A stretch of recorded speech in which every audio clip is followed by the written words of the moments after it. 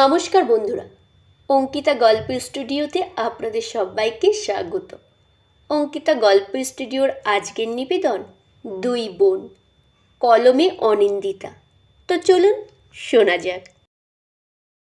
ধুর, কি যে বলি, এত ঝামেলা, কোনো রান্নাই পছন্দ হয় না, এটা খায় না ওটা খায় না। রুবি গলার স্বর একদম নিচে নামিয়ে ফিসফিস করে বলছে। অমৃতাও রান্না করতে করতে বলল, আসতে বলো, শুনে ফেলবে তো, আছে কোথায়? রুবি বিরক্তি গলায় বলল, জব করছে, কখন স্নান করেছে, ঘণ্টাখানেক ধরে ঠাকুর ঘরে, আমিও তো পুজো করি, মন্ত্র পড়ি, তাই বলে এতক্ষণ? অমৃতা নিজের রান্নাঘরে খুন্তি নাড়তে নাড়তে বলল, তোমরা খাওনি এখনও?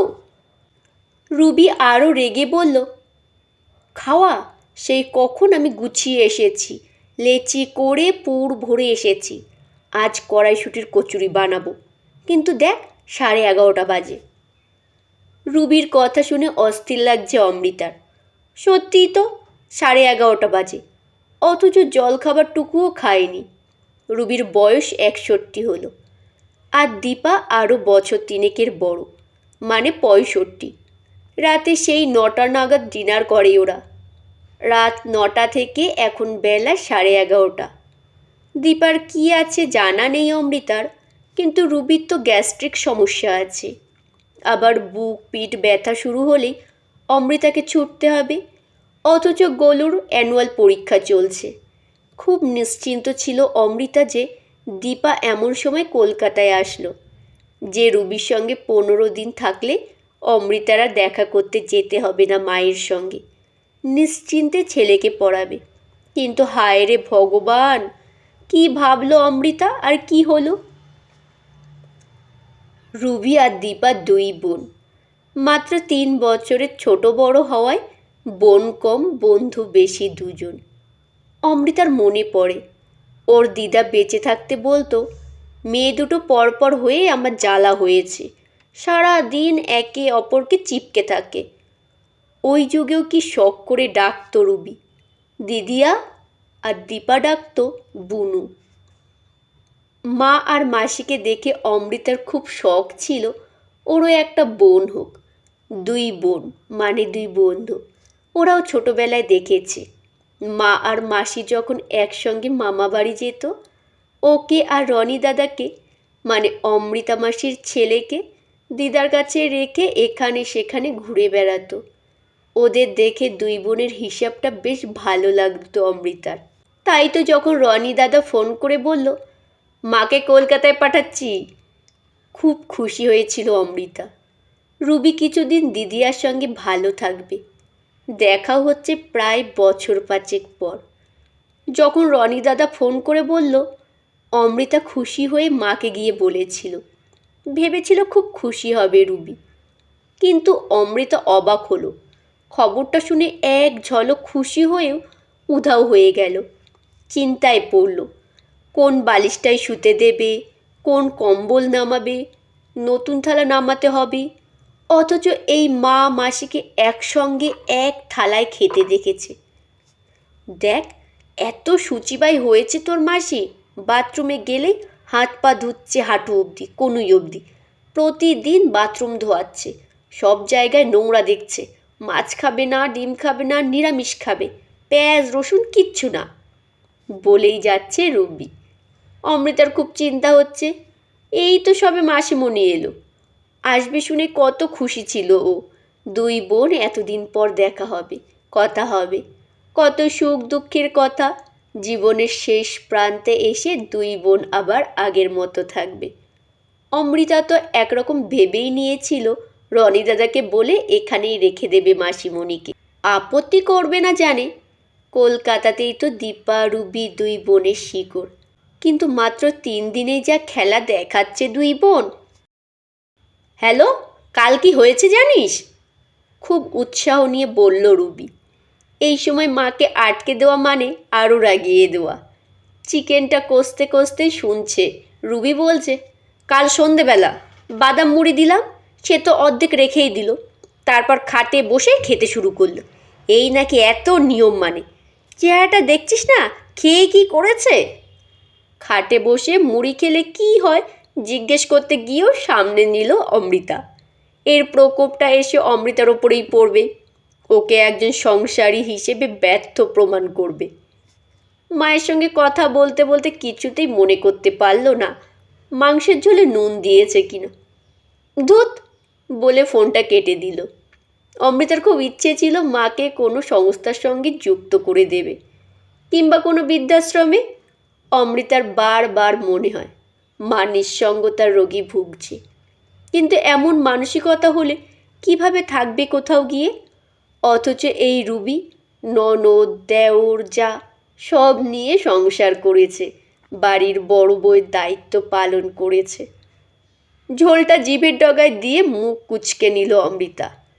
নুন বেশি, তাহলে কি বকতে বকতেই দুবার দিয়ে দিল? আর পারে না অমৃতা। এই মুহূর্তে ওর একমাত্র চিন্তার কারণ ওর মা। ফ্রিজ থেকে আটা মাখা বের করে দলা দলা করে দিয়ে দিল, সঙ্গে 2 টুকরো কাঁচা আলু। ফুটতে থাক, নুন কমুক। ততক্ষণে ফোনটা এনে আবার কল করলো। রিং হতে একেবারে ফোন ধরল। বলো মু। রনি দাদা, মাসিমণি ফোন করেছিল। রনি একটু সামলে বলল, সে তো 3 বেলায় কথা হচ্ছে, কেন রে?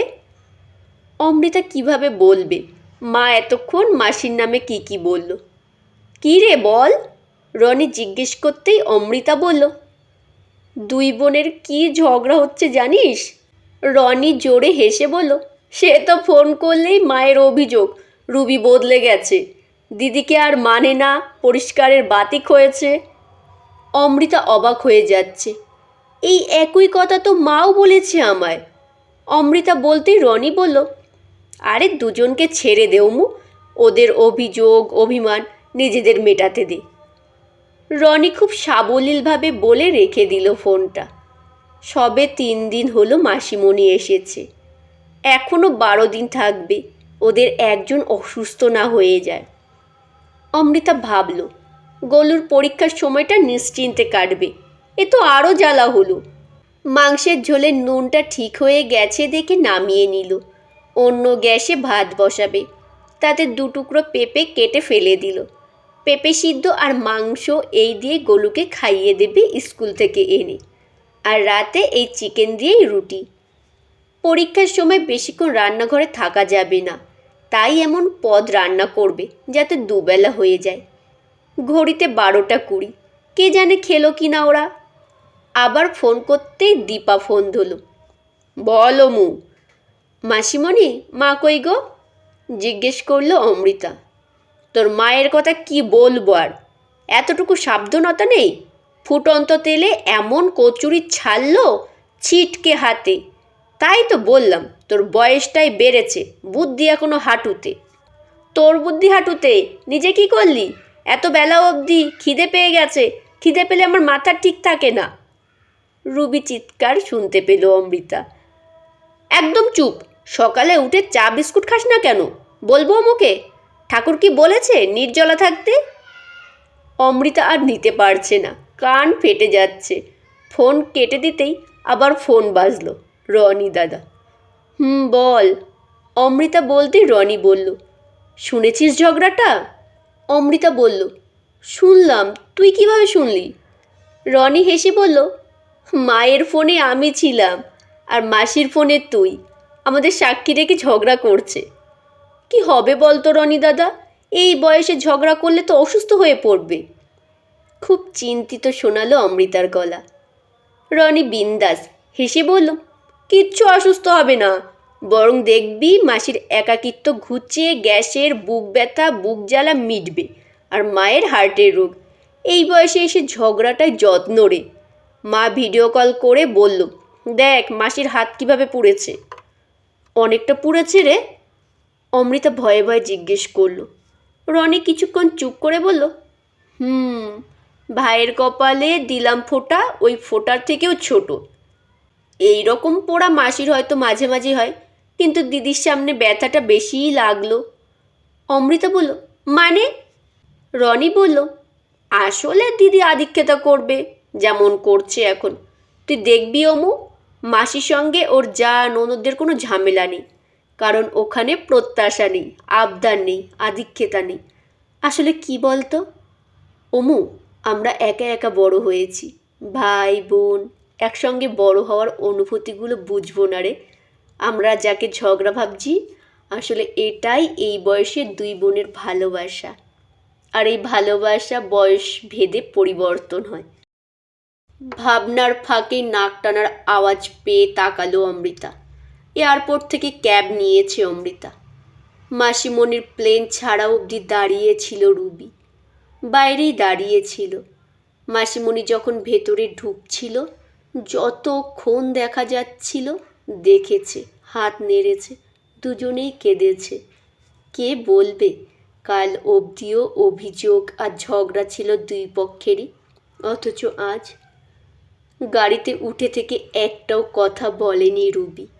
বাইরের দিকে তাকিয়েই আছে। অমৃতাও ভাবছিল গত কয়েকদিনের কথা। ভাবছিল মাসিমণি গেলে হয়তো ও বাঁচবে। কে জানে আর দেখা হবে কি না আর কোনো দিনও। এত অবাধ্য, খাওয়া দাওয়ার সময় ঠিক নেই, অথচ অমন হার্টের অবস্থা। একা একাই বিড়বিড় করছে রুবি। মাকে দেখে বুকটা কেমন করে উঠল অমৃতার। কি সাংঘাতিক ভালোবাসা দুই বোনের, কত সুন্দর একটা সম্পর্ক। ইস, যদি আমার একটা বোন থাকতো, অন্তত মায়ের সম্পর্কে আলোচনা তো করতে পারতো। কিভাবে সামলাবে জিজ্ঞেস করতো বোনকে। দিদিয়া। চোখ বন্ধ করে বিড়বিড় করল রুবি। হয়তো প্লেনে বসে দীপাও কাঁদছে আর বিড়বিড় করছে, বুনু। সত্যিই তো, জীবনের পর কী ছবি দেখাবে ভগবান জানে। দিদিয়া বুনুর আর দেখা হোক, সব বুনুরা ভালো থাকুক দিদিয়ার বুকে। নমস্কার বন্ধুরা, শেষ হলো গল্প পাঠ। কেমন হলো অবশ্যই কমেন্টে জানাতে ভুলবেন না। গল্প শোনা হয়ে গেলে একটি লাইক করবেন, শেয়ার করবেন কাছের আত্মীয় স্বজন বন্ধু বান্ধবদের কাছে। আর যেসব বন্ধুরা আমার গল্প শোনেন এখনও আমার পরিবারের সদস্য হননি, তারা আমার চ্যানেলটি সাবস্ক্রাইব করে পাশে থাকা বেল আইকনটি প্রেস করে আমার পরিবারের সদস্য হওয়ার অনুরোধ রইল।